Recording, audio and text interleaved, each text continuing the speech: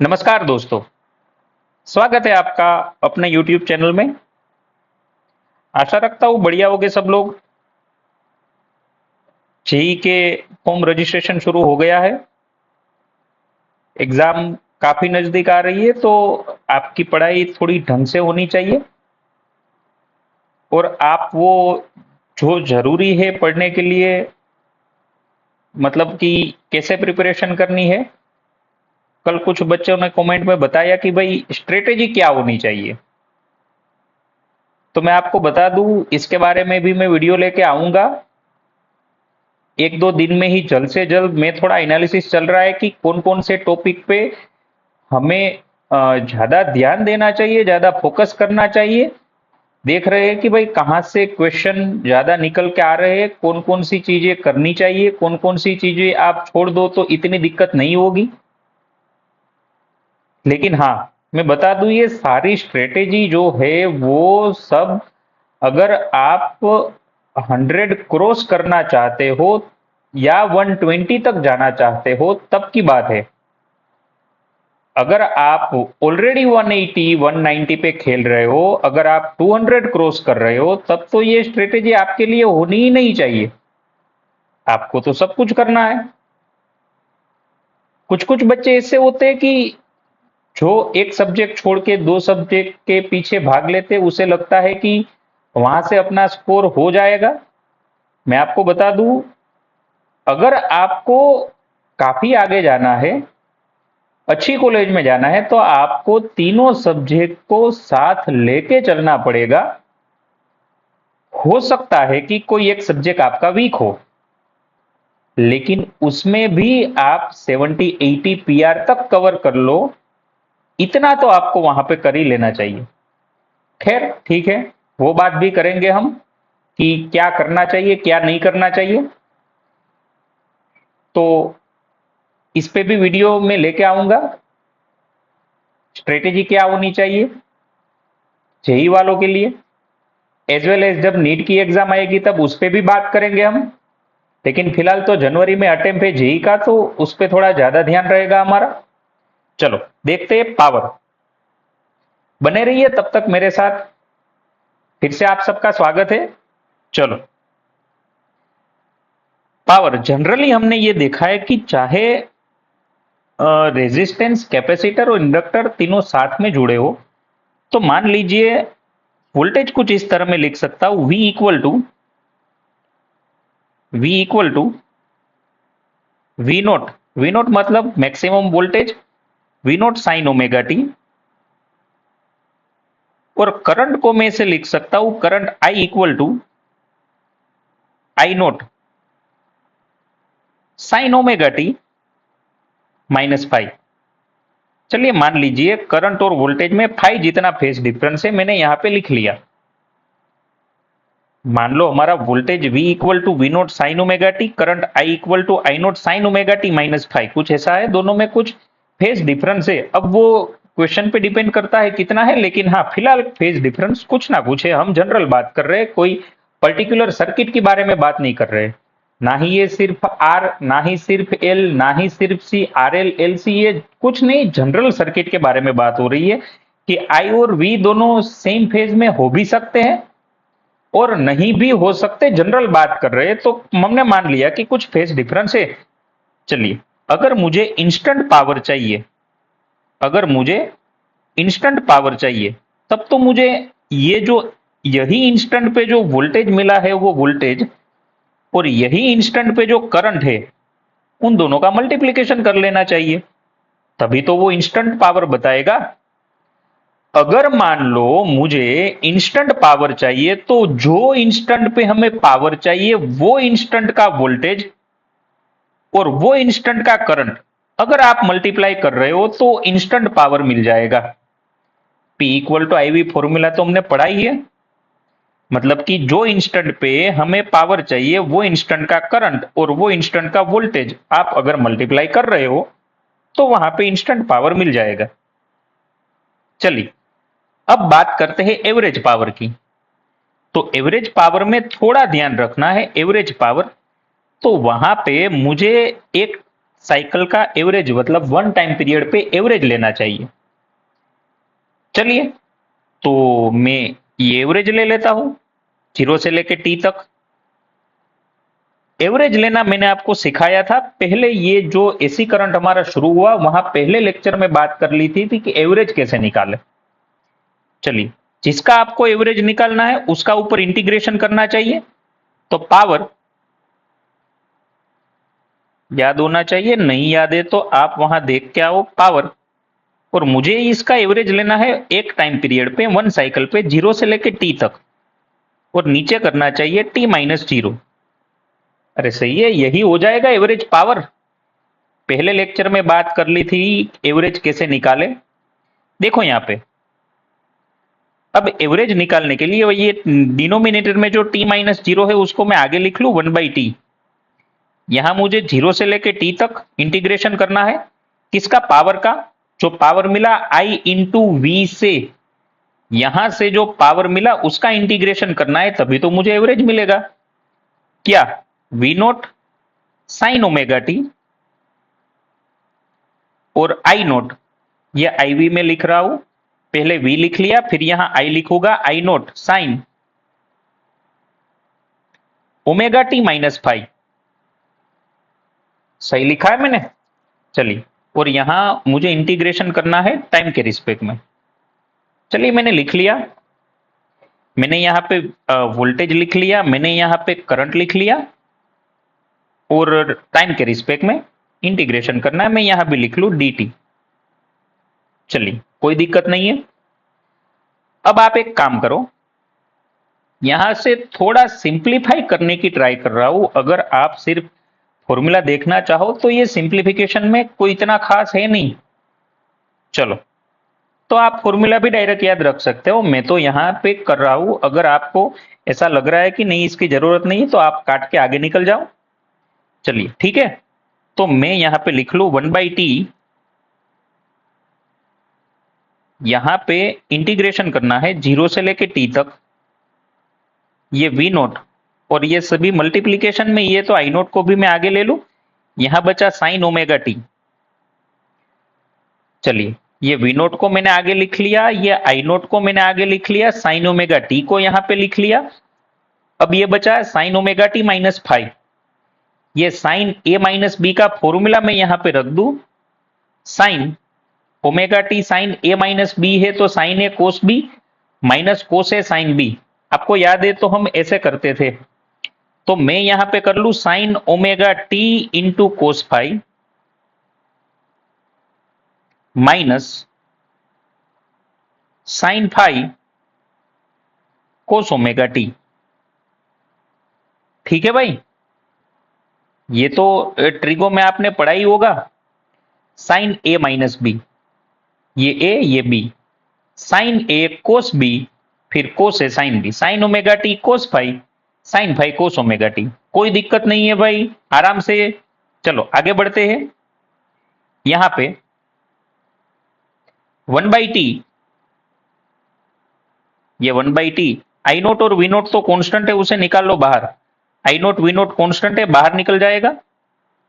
चलिए, यहां इंटीग्रेशन 0 से लेके टी तक, साइन को अंदर मल्टीप्लाई कर लो, ये हो जाएगा। यहां पे देखो, अगर ये साइन अंदर चला गया साइन साइन साइन स्क्वायर हो जाएगा, फिर कोस 5 बचेगा। मैं यहां पे लिख लू साइन स्क्वायर ओमेगा टी, और यहां बचेगा कोस 5 माइनस, ये साइन ओमेगा टी दूसरे टर्म को भी मल्टीप्लीकेशन में जाएगा, लेकिन वहां पे ऐसा कोई टर्म नहीं दिख रहा है, तो मुझे 3 टर्म लिखने पड़ेंगे, sine omega t sine 5 cos omega t, और इन सब का मुझे इंटीग्रेशन करना है टाइम के रिस्पेक्ट में। सही किया भाई, कंफ्यूजन में नहीं रहना है, कोई खास बात नहीं है। एवरेज पावर निकाल रहे थे, एवरेज कैसे निकालना है हमने पहले लेक्चर में बात की थी। ये टी को मैंने आगे लिख लिया, पी की वैल्यू रख ली आई इंटू वी, ये आई रख दिया, ये वी रख दिया। चलिए, इंटीग्रेशन करना है एक टाइम पीरियड पे, 1 साइकिल पे। चलिए, वी नोट और आई नोट को तो मैंने बाहर खींच लिया, साइन ओमेगा टी मुझे यहां लिख लिया, और यहां पे मैंने इसे एक्सपांड कर दिया, sine omega T cos 5 sine phi cos omega t. चलिए कोई खास बात नहीं है, साइन को अंदर मल्टीप्लाई किया है दोनों टर्म के साथ। अब जरा आप सोचो, ये जो टर्म है साइन ओमेगा टी, एक पूरी साइकिल पे इसका एवरेज 0 हो जाएगा। कोस ओमेगा टी पूरी साइकिल पे इसका भी एवरेज 0 हो जाएगा। अगर एक टर्म 0 हो गया मतलब ये पूरा 0 हो जाएगा। साइन और कोस दोनों का एक साइकिल पे एवरेज 0 होता है। यहां देखो, ये कोस फाई तो कांस्टेंट है। अरे ये तो भाई फेज डिफरेंस है, ये तो कांस्टेंट टर्म हो गया, ये तो टाइम पे डिपेंड ही नहीं है। ये टाइम पे डिपेंड है लेकिन ये साइन नहीं है, साइन स्क्वायर है और इसका एवरेज हो जाएगा 1/2। अगर आपको याद है तो मैं पूरा काट के, ये तो 0 ही हो गया, ये हो गया 1/2, ये तो कांस्टेंट है। अरे हाँ या ना? चले, तो फिर यहां पे मुझे ये लिखना पड़ेगा 1/t वी नोट और आई नोट। यहां पे अब ये हो जाएगा इंटीग्रेशन में 1/2 cos phi into D T, 0 से लेके टी तक। ठीक है, क्योंकि ये तो हमने कर लिया 0, वैसे भी सब वैल्यू रख देते तो भी ये 0 ही आ जाता, इसे तो गिनना ही नहीं है। यहां पे इसका डायरेक्ट लिख लो 1/2, क्योंकि बाकी सब तो 0 हो रहा है। अगर आपने शुरू में पहले लेक्चर में हमने बात की थी, तो यहां पे आप सिर्फ 1/2 लेके इंटीग्रेशन कर लो। हाँ, एक साइकिल की बात हो रही है तब भी ऐसा करना है, हर बार ऐसा नहीं करना है। ये तो वन टाइम पीरियड की बात हो रही है, तब का ही तब, सिर्फ तब की बात है। चलिए, तो यहां पे क्या होगा कि ये सारा टर्म कांस्टेंट है, 1/2 कांस्टेंट है, कोस फाई कांस्टेंट है, तब तो dt का इंटीग्रेशन t हो जाएगा, ये तो t कट जाएगा। कुल मिला के क्या बचेगा, V naught I naught cos phi by 2। क्या मैं इसे ऐसे भी लिख सकता हूं? यहां देखना, अब थोड़ा ध्यान से, फाइनल फॉर्मूला बन के आ रहा है V naught I naught cos phi. नीचे 2 है तो 2 को मैं ऐसे लिख सकता हूं √2। अरे हाँ या ना? तो ये maximum voltage divide by √2, maximum current divide by √2। अरे यही तो है आरएमएस वोल्टेज, आरएमएस करंट। तो मैं ऐसे लिख सकता हूं I RMS V RMS cos phi. ये हो जाएगा पावर का formula, I RMS V RMS into cos phi. I RMS V RMS cos phi. Sorry, मैंने यहां दोनों आई लिख लिया, वी लिख लिया, सॉरी। चलिए मैं यहां पे आई लिख लेता हूं, I RMS V RMS cos phi. चलिए, अगर हाँ यहां पे मुझे मैक्सिमम लिखना है वी मैक्स आई मैक्स, तो डिवाइड बाई 2 कर लो, √2। तो आप ऐसे भी सोच सकते हो I max V max by 2 into cos phi, I RMS V RMS cos phi. चलिए, कोई खास बात नहीं है, आप डायरेक्ट फॉर्मूला याद रख लो तो भी बात बन जाएगी, कोई टफ नहीं है। इंस्टेंट पावर के लिए आई इंटू वी करना चाहिए, लेकिन एवरेज पावर के लिए हमें इंटीग्रेशन करना पड़ेगा, कोई टफ नहीं था। यहां लास्ट में ये फॉर्मूला बन के आया I RMS V RMS into cos phi, ये आपको याद रखना है। देखो यहां पे, अगर मान लो कि इंस्टेंटेनियस पावर चाहिए, इंस्टेंट पावर चाहिए, तो वही इंस्टेंट पे जो वोल्टेज है, वही इंस्टेंट पे जो करंट है, दोनों का मल्टीप्लीकेशन कर लो, वो हो जाएगा इंस्टेंट पावर। चलिए, एवरेज पावर चाहिए, एक्चुअल पावर पूछा है, डिसपिएटेड पावर पूछा है, पावर लॉस पूछा है, तो यही हो जाएगा आईआरएमएस वीआरएमएस कोस फाई। चलिए, कहीं पे पूछा है RMS power, virtual power, apparent power, तो सिर्फ आईआरएमएस वीआरएमएस कर लो, मतलब कि आरएमएस पावर ही आपको निकालना है। मैक्सिमम पीक पावर पूछा है तो peak value of voltage and peak value of current. चलिए, एक और बात कि अगर आप average power divide by RMS power, अगर इन दोनों का रेशियो ले लो, तो ये एवरेज पावर मतलब I RMS V RMS into cos phi divide by I RMS into V RMS. अरे भाई, ये आएगा कोस फाई। अरे हाँ या ना? चलिए, तो average power divide by RMS power, ये हो जाएगा कोस फाई। और एक बात ध्यान में रखो कि अगर मान लो मैंने ऐसा कोई ट्राइंगल बना दिया और यहां पे मान लीजिए ये कुछ फेज डिफरेंस है फाई करंट और वोल्टेज के बीच में, ठीक है। अगर आपने पिछला लेक्चर नहीं देखा है तो आपको ये पता नहीं पल्ले नहीं पड़ेगा। देखो यहां पे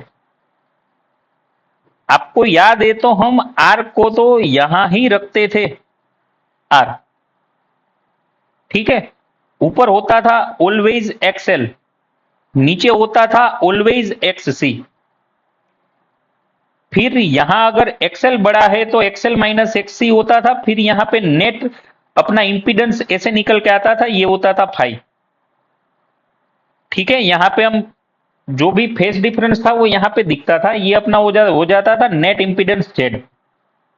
तो क्या यहां पे मैं आर लिख लूं, ये हो जाएगा जेड,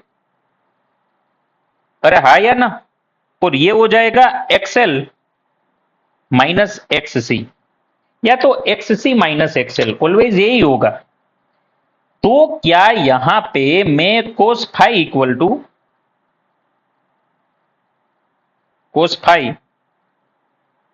टू क्या मैं ऐसे भी सोच सकता हूं आर बाई जेड? जी हाँ, बिल्कुल सोच सकते हैं। Cos phi equal to R by Z, और कोस फाई को पावर फैक्टर बोलते हैं। क्या भाई? Power factor. तो कहीं पे क्वेश्चन में पूछा है पावर फैक्टर क्या है, तो average power divide by RMS power कर लो, या तो आप ये कर लो आर बाई जेड, कोई दिक्कत नहीं है, बड़े आराम से हो जाएगा। चलिए ठीक है। कुछ क्वेश्चन, हाँ क्वेश्चन से पहले अगर सिर्फ आर सर्किट है, हमारा फॉर्मूला ऐसा है, average power equal to I R M S V R M S into cos phi. चलिए, अगर सिर्फ आर है मतलब हमारी सिर्फ रेजिस्टिव सर्किट है, तो वहां पे वी और आई दोनों सेम फेज में हो गए, मतलब वहां पे कोस फाई 1 हो जाएगा, ठीक है। कोस फाई 1 हो जाएगा, तब तो average power I R M S V R M S होगा। अगर सिर्फ इंडक्टिव सर्किट है तो वी आगे होगा, हमने इसे देख लिया था, वी एल। अगर वीसी है तो यहां नीचे हो जाएगा, और यहां था वी आर, और यहां ही करंट था। मतलब सिर्फ अगर रेजिस्टिव सर्किट है तो आई और वोल्टेज ऑफ रेजिस्टेंस दोनों सेम फेज में हो गए। अगर सिर्फ इंडक्टिव है या सिर्फ कैपेसिटिव है तो दोनों के बीच में फेज डिफरेंस पाई बाई 2 होगा, एक में वोल्टेज आगे रहेगा, एक में वोल्टेज पीछे रहेगा। लेकिन अगर 90 डिग्री है तो पावर फैक्टर 0 हो जाएगा और एवरेज पावर भी 0 हो जाएगा ड्यूरिंग वन साइकिल, ठीक है। एमसीक्यू के लिए स्टेटमेंट में आने वाले सवाल याद रखना है आपको। चलिए क्वेश्चन कर लेते हैं, कोई खास बात नहीं है। देखो यहां पे आपको पूछा है कि v इक्वल टू, यहां देखो v equal to 100 sine 100t, आपको पूछा i equal to 100 sine 100t plus pi by 3 milli ampere. चलिए यहां पे तो वोल्टेज ही दिया था, आपको निकालना है phase difference between v and i। आप सोचो यहां पे कौन आगे है कौन पीछे है। अगर यहां में वोल्टेज का फेजर अगर मैं यहां पे ड्रॉ कर लूं, ये वोल्टेज है, चलिए अगर ये वोल्टेज है तो करंट इससे पाई बाई 3 आगे है, देखो करंट पाई बाई 3 आगे है, तो ये हो जाएगा कुछ करंट का फेजर आई, और दोनों के बीच का फेज डिफरेंस फाई, मतलब कि V पीछे है I आगे है, दोनों के बीच का फेज डिफरेंस है पाई बाई 3। चलिए वो तो हमें पता चल गया, V पीछे है I आगे है और दोनों के बीच का फेज डिफरेंस पाई बाई 3। पहला क्वेश्चन तो ऐसे ही हो गया। दूसरा टोटल इंपीडेंस, चलिए ये थोड़ा नया आ गया, टोटल इंपीडेंस, रिएक्टेंस और रेजिस्टेंस। चलो कोई बात नहीं, तो आप एक काम करो, शुरू में आप ये कर लो कि Z इक्वल टू, अरे Z मतलब एसी सर्किट में तो Z मतलब रेजिस्टेंस जैसा ही होता है, तो V equal to I R, तो R equal to V by I, मतलब यहां पे Z equal to V maximum by I maximum तो कर ही सकते हैं। चलिए वी नोट कितना है, वी नोट यहाँ पे है 100, जी हाँ बिल्कुल 100 है। जी आई नोट कितना है, यहाँ पे देखो वी नोट 100 है, आई नोट भी 100 है, मैक्सिमम की बात कर रहे हैं। तो यहाँ पे जेड हो जाएगा 1 ओहम, कोई दिक्कत नहीं है, जेड अगर 1 ओहम है, आप एक काम करो cos five equal to R by Z कर लो। अगर आपको कोस फाइव मतलब कोस पाई बाई थ्री माने ये हो जाएगा 1/2 आर बाई जेड की वैल्यू 1 है, तो आर की वैल्यू 1/2 ओहम हो जाएगी। चलिए, तो नेट इंपीडेंस पता चल गया, ये 1 है। नेट रेजिस्टेंस हमें पता चल गया, ये 1/2 है। चलो कोई दिक्कत नहीं है। एक और बात कि हमें निकालना है रिएक्टेंस। रिएक्टेंस मतलब अगर हमने थोड़ी देर पहले आपने यहां शायद देखा था, ये हो जाएगा रिएक्टेंस। अगर कहीं पूछा है तो ये एंगल पता है, आर पता है, जेड पता है, तो ये तो पता चल ही जाएगा। अरे हाँ या ना दोस्त, कोई टफ नहीं है, थोड़ा ध्यान दे ढंग से। चलो, तो रेजिस्टेंस पता चल गया, इंपीडेंस पता चल गया, रिएक्टेंस पता लगाना है, मतलब एक्सएल माइनस एक्ससी। ठीक है, चलिए तो यहां पे ट्राइंगल बना लो, कोई टफ नहीं है। चलो, यहां आर, यहां जेड और यहां एक्सएल माइनस एक्ससी या एक्ससी माइनस एक्सएल। चलिए वो तो हमें पता नहीं, मैं तो अभी आपको बताऊंगा कि क्या करना है, कैसे पता लगाना है, क्योंकि आगे क्वेश्चन ऐसा है पावर फैक्टर निकालना है। हमने निकाल लिया power factor R by Z करके, और सॉरी ये कोस फाइव यही पावर फैक्टर है और इसकी वैल्यू 1/2 है, कोई दिक्कत नहीं है। पावर डिसअपिएटेड हमें निकालना है। चलिए, इसमें से कितना कितना मिल गया, हमें वी और आई के बीच का फेज डिफरेंस मिल गया है, इंपीडेंस मिल गया है, रेजिस्टेंस मिल गया है, रिएक्टेंस हमें निकालना है, वो तो हम यहां से आराम से निकाल लेंगे। चलो कोई दिक्कत नहीं है। पावर फैक्टर मिल गया है, ये पावर जितना डिसअपिएटेड हो रहा है वो हमें निकालना है। चलिए,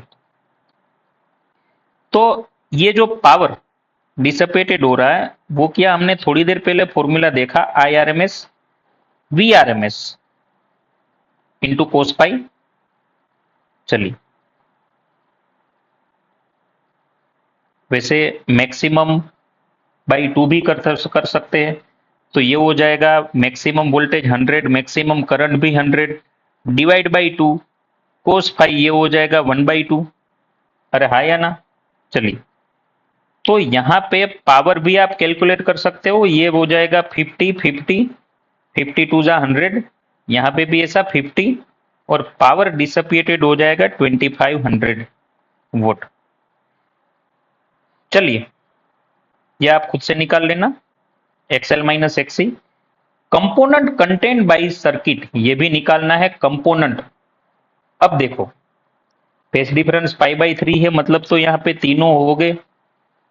चलिए मैं यहां ड्रॉ कर ही लेता हूं, ये हो जाएगा आई, और नेट वोल्टेज पीछे चल रहा है। देखो हमने शुरू शुरू में ही बताया था, करंट आगे है, वोल्टेज पीछे है, तो वोल्टेज थोड़ा पीछे चल रहा है। क्या यहां पे मैं ड्रॉ कर लूं? चलिए, वोल्टेज पाई बाई 3 जितना पीछे चल रहा है। चलिए वोल्टेज, अब आप सोचो कि रेजिस्टेंस का वोल्टेज तो यहां ही होगा। जी हाँ बिल्कुल। क्या वीएल ऊपर होगा? जी हाँ बिल्कुल ऊपर होगा। क्या वीसी नीचे होगा? जी हाँ बिल्कुल नीचे होगा। अब आप सोचो कि इसमें वीएल से वीसी बड़ा होगा, वीएल से वीसी बड़ा होगा, तभी तो इन दोनों का नेट रिजल्टेंट नीचे आएगा, और एक वीआर यहां, तभी इन दोनों का रिजल्टेंट यहां आएगा। मतलब कि सर्किट में तीनों है, लेकिन ये जो वीसी है वो वीएल के कंपेरेटिवली बड़ा है, मतलब ये कैपेसिटिव सर्किट है। तीनों कंपोनेंट है लेकिन वीसी बड़ा है। चलिए, अगर सिर्फ वीसी और वीआर ही होता तब तो दोनों के बीच पाई बाई फेज डिफरेंस, चलिए हाँ तो भी हो सकता है कि इन दोनों का रिजल्टेंट निकल के, तो सर्किट में या तो वीआर और वीसी है, या तो वी आर वीसी इंडक्टर तीनों है, लेकिन कैपेसिटेंस का जो वोल्टेज, कैपेसिटेंस को जो वोल्टेज मिल रहा है वो ज्यादा है, या तो सिर्फ दो ही है, रेजिस्टेंस और कैपेसिटर, और अगर तीनों है तो डेफिनेटली कैपेसिटिव सर्किट है। इंडक्टिव रिएक्टेंस से ये कैपेसिटिव रिएक्टेंस बड़ा होना चाहिए, तो सर्किट में कौन कौन से कंपोनेंट है ऐसे सोचते हैं। अगर मान लो यहां पे ये ऊपर आया होता तो मैं ये सोच सकता था कि वी आर और वीएल है, मतलब अगर ये ऊपर होता, मतलब अगर वोल्टेज आगे होता, तो मैं ये सोच सकता था कि रेजिस्टेंस और इंडक्टर दोनों है, तीनों भी हो सकते हैं, लेकिन अगर तीनों हुए तो इंडक्टर बड़ा होना चाहिए कैपेसिटर से, मतलब इंडक्टिव रिएक्टेंस कैपेसिटिव रिएक्टेंस से बड़ा होना चाहिए। ठीक है, चलो, तो ऐसे ही क्वेश्चन करते रहो। ये तो कोई अच्छा क्वेश्चन लगा, सारे कंसेप्ट मिक्स हो रहे थे, मैंने उठा लिया। चलिए, मिलते हैं फिर अगले वीडियो में, तब तक के लिए पढ़ाई करते रहिए। Thank you.